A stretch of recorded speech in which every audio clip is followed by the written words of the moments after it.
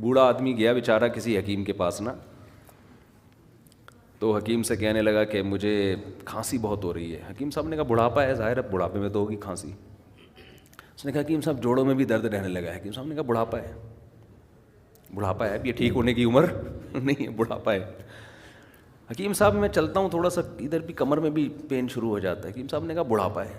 حکیم صاحب نے, وہ بوڑھے کو غصہ آنا شروع ہو گیا, یار کوئی علاج بتاؤ یار. تو بوڑھے آدمی کو غصہ آ کے حکیم صاحب سے کہتے کیا بڑھاپا لگا کے رکھا ہوا ہے یار, ہر بات میں بڑھاپا. حکیم صاحب نے کہا یہ بھی بڑھاپا ہے. جو آپ کو غصہ آ گیا نا, ایک دم ایکسائٹیڈ ہو رہے ہو, تو دیکھو کیا کر رہے ہیں, ٹینشن دے رہے ہیں. ایسے ایسے نسخے بتائیں گے, آدمی کہے گا بھائی یار میں بیمار ہی ٹھیک ہوں.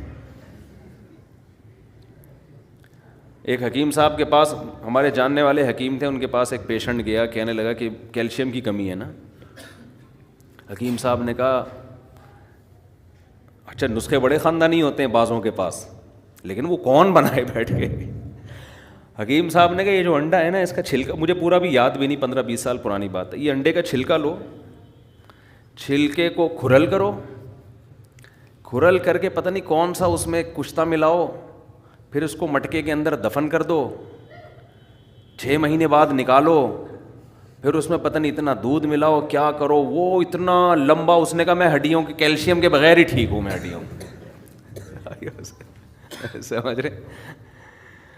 لیکن بہرحال بیاض کبیر نام کی ایک کتاب ہے حکمت پر, ہندوستان میں لکھی گئی ہے, بہت خاندانی کتاب ہے. اس سے آپ کو اندازہ ہوگا کہ حکیموں کی ریسرچ کتنی ہوا کرتی تھی, کتنی ریسرچ ہوا کرتی تھی. تو آج دیکھو کیسے کیسے عطائی 2 نمبر قسم کے لوگ اس فیلڈ میں گھس گئے ہیں.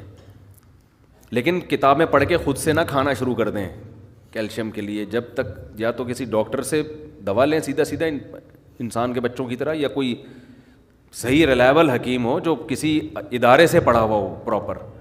ادارے کے پڑھے ہوئے آدمی میں غلطی کا امکان کم ہوتا ہے, پیچھے پورا انسٹیٹیوٹ ہے, ادارہ ہے, وہ کوئی ایسی چیز مارکیٹ میں نہیں لائے گا جو کسی کو پتہ ہی نہیں ہے. اچھا خیر, ہم کہاں چلے گئے, تو نبی صلی اللہ, ہمیں یہ بتا رہا تھا کہ آپ صبح اٹھ کے جب اس طرح سے خاندانی طریقے سے مسواک کریں گے, مزہ نہ آئے پیسے واپس, آپ کے منہ میں خوشبو پیدا ہوگی. دیکھو ٹوتھ پیسٹ کی خوشبو نہیں ہوتی, ٹوتھ پیسٹ آپ کے منہ کی بدبو کو دور تو کر دیتا ہے, لیکن اس میں خوشبو نہیں ہوتی. مسواک والے جو ہوتے ہیں نا, ان کے قریب جاؤ, ایک الگ سے آپ کو اچھی اسمیل آئے گی, اس میں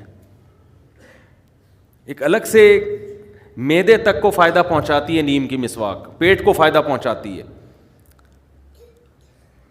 تو میں یہ کر رہا تھا کہ یہ بھی ایک صفائی کی قسم ہے, اسلام نے اس کو بھی